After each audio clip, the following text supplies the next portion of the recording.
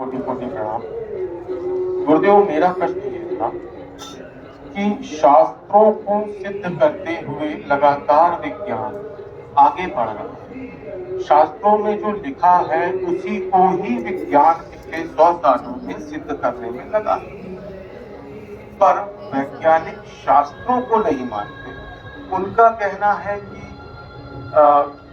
सनातनी सभ्यता, आप लोग सारे मतलब जितने भी हम सनातनी हैं, ये सांप पालने वाले या ये बंदर पालने वाले लोग, इनके पास ज्ञान नहीं है।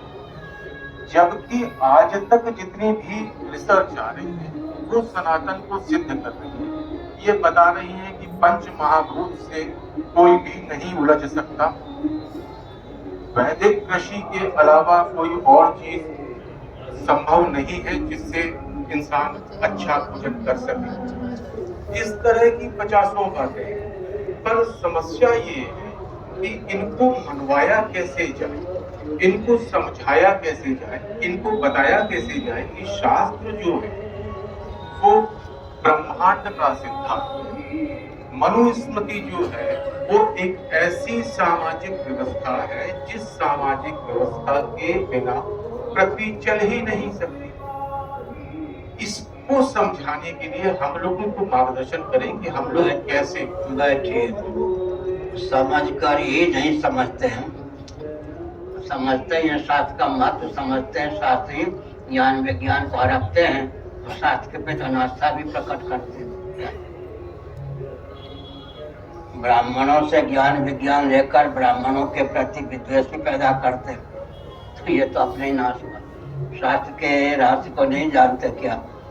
उत्पत्ति स्थिति संहार निग्रह अनुग्रह का जो विज्ञान वेदादि शास्त्रों में है, कौन नहीं मानेगा? जो कुछ उत्कर्ष हुआ है वैज्ञानिक जगत में शास्त्रीय विधा से ही हुआ है, तो अंदर से मानते हुए बाहर से वे शास्त्र की निंदा करते हैं ताकि शास्त्र का तात्पर्य उनके पास चला जाए और शास्त्र को परंपरा से मानने वाले अपने आप को संकीर्ण समझे। ये तो कूटनीति है उनकी। लेकिन आज भी विश्व बैंक की जितनी समस्याएं थी वो तो भारत में आके सुलझी। संयुक्त राष्ट्र की समस्याएं भारत में आकर ही सुलझती हैं। आज भी ज्ञान विज्ञान से रहित महापुरुष हैं, ऐसा नहीं मान सकते हैं। परंपरा प्राप्त ज्ञान विज्ञान का सर्वत्र समाधान है। एक विचित्र बात है, अधकचरे व्यक्ति ही शास्त्र की निंदा करते हैं। तो जितने प्रबुद्ध वैज्ञानिक होते हैं, चिकित्सक होते हैं, वे शास्त्र की प्रशंसा ही करते हैं या अनुगमन भी करते हैं। चिकित्सा शास्त्र की दृष्टि से भी आयुर्वेद की निंदा कौन करेगा? गणित की निंदा कौन करेगा? सृष्टि की संरचना की विधा आजकल भी वैज्ञानिकों के पास कहाँ है? पृथ्वी का कारण जल ही है, जल का कारण अग्नि ही है, अग्नि का कारण वायु ही है, वायु का कारण आकाश ही है, आकाश का कारण अव्यक्त ही है, अव्यक्त परमात्मा की शक्ति ही है। तो तत्व विज्ञान की दृष्टि से भी कौन तत्व मीमांसा का खंडन कर सकेगा? व्यवहार में यज्ञ दान तप वर्ण व्यवस्था का कोई विवेकी खंडन कैसे करेगा?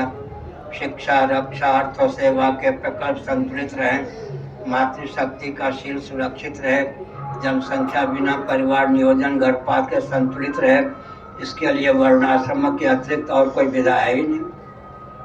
वैकल्पिक ब्राह्मण शक्ति वै शूद्र बनाएंगे।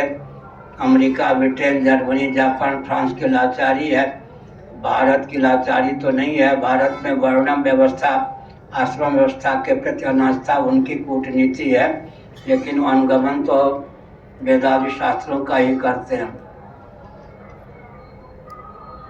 मेरी प्रशंसा मत समझिएगा, लेकिन विश्व बैंक की जितनी अर्थ संबंधी गुत्थियां थी मेरे पास आके सुलझी। यहाँ तक कि सुनिए, बैठिए, आप प्रवचन करने वाले बहुत हैं, बैठिए। विश्व बैंक ने जो अपना प्रतिनिधि भेजा था एक विदेशी महिला को, वो रोने लग गई। मैंने पूछा रोती क्या हो? मैंने तुम्हारा अपमान नहीं किया। उसने कहा परंपरा से जो अर्थशास्त्र आपको मालूम है, भारत को क्या हो गया कि उससे लाभ उठाकर आर्थिक दृष्टि से भी सबसे संपन्न नहीं बनता, इसलिए मैं रो रही हूँ। तो संयुक्त राष्ट्र संघ आदि भी आज भी अर्थ संबंधी, काम संबंधी, धर्म संबंधी, मोक्ष संबंधी, तत्व संबंधी, व्यवहार संबंधी जो गुत्थियां होती हैं उनकी हो तो भारत में ही आज भी सुलझती है।